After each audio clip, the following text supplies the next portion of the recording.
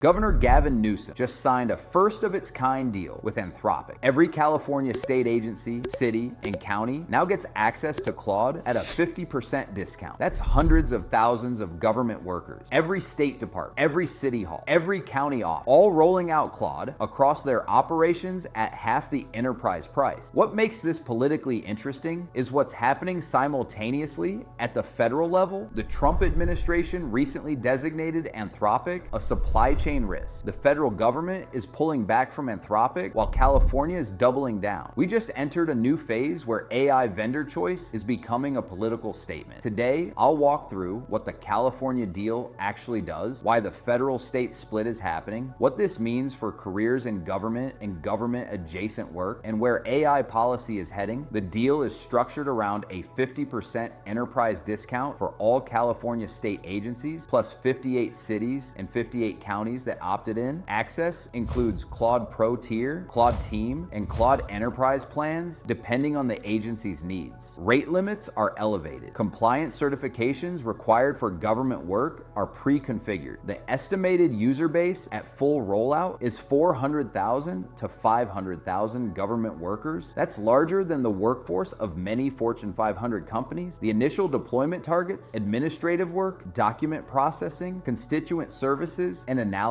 workflow, not sensitive intelligence or law enforcement applications, which have separate procurement processes. Newsom's stated reasoning: California wants to be the state that uses AI to make government more efficient. The deal frames itself as taxpayer value. Fewer hours spent on rote administrative work, more capacity for actual public service. The financial terms weren't publicly disclosed, but at half enterprise pricing across 400,000 to 500,000 seats, the annual value to Anthropic is probably in the hundreds of millions. The federal government's stance on Anthropic is complicated. On one hand, the Trump administration lifted export controls on Fable 5 and Mythos 5 in late June. On the other hand, they've simultaneously designated Anthropic a supply chain risk in some federal procurement context. The stated federal concerns include Anthropic's foreign investors, the concentration of AI capability in a small number of companies, and Anthropic's public advocacy for AI regulation that conflicts with the administration's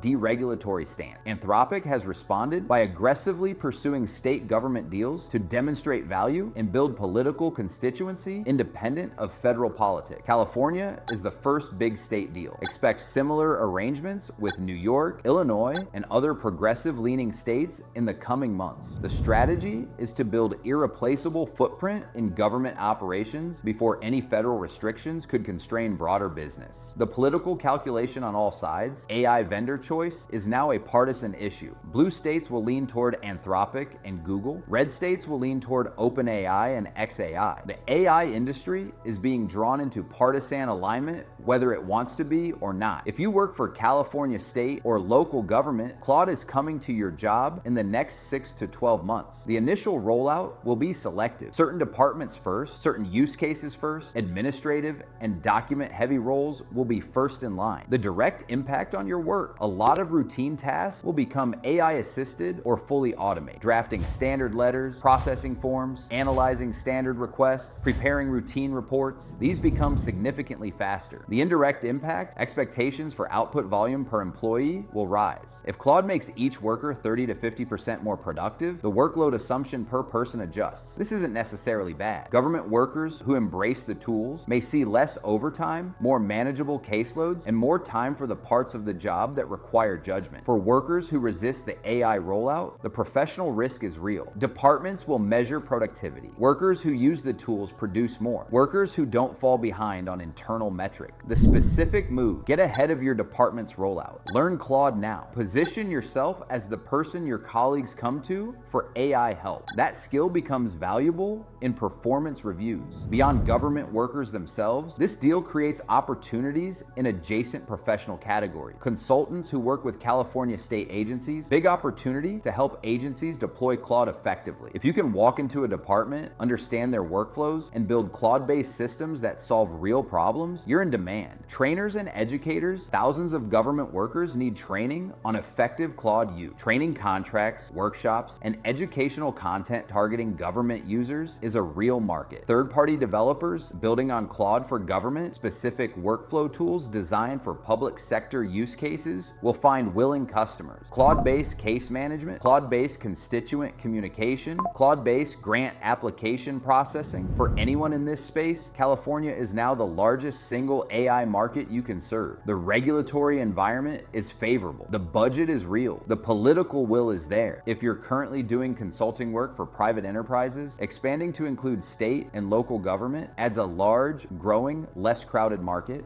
The California-Anthropic deal signals where AI policy is heading in the next few years. State-level AI adoption is going to run ahead of federal policy. Different states will have different AI vendors, different regulations, different deployment models. This is essentially the same pattern as internet regulation, healthcare implementation, and cannabis policy. States lead. Federal follows years later. For AI companies, the state strategy matters more than the federal strategy. Winning California is bigger than winning most federal contracts because the deployment is faster and the political constituency is more durable. For voters and taxpayers, the AI vendor decision is becoming a public policy issue. Expect state ballot measures, city council debates, and school board decisions about AI vendor choice within the next 2 to 3 years. For AI companies, positioning matters. Anthropic has positioned itself as safety first, research driven, and cooperative with government oversight. That positioning is paying off with progressive state government. OpenAI's more aggressive commercial positioning is paying off with private enterprises. Both work, but for different customer bases. I want to be honest about the challenges here because government AI deployments have a history of failure. Government IT is notoriously slow. Even with the deal signed, actual deployment across 400,000 to 500,000 workers will take 12 to 24 months. Individual agencies move at different speeds. Government workflows are complex. Many require regulatory compliance that generic AI tools don't handle well. Claude will need customization for many specific government use cases. The workforce transition will be politically fraught. Public sector unions may push back on AI deployments that they see as threatening to member jobs. The California Public Employees Union hasn't officially responded to this deal yet, but the eventual response matters. Constituent trust in AI-assisted government services is not automatic. Citizens interacting with government services need to understand when they're talking to AI versus humans. Legislation around this is coming. Actual productivity gains will be smaller than the ideal. Government workflows resist change. Historical productivity gains from IT investments in government have averaged 15 to 25%, not the 50 to 70% that private sector rollouts show. The California deal is the first of a wave. Expect similar arrangements with New York, Illinois, Washington, and Massachusetts in the next 12 months. Blue state governments will follow California's lead. Red state governments will announce competing deals with OpenAI or xAI. The AI vendor split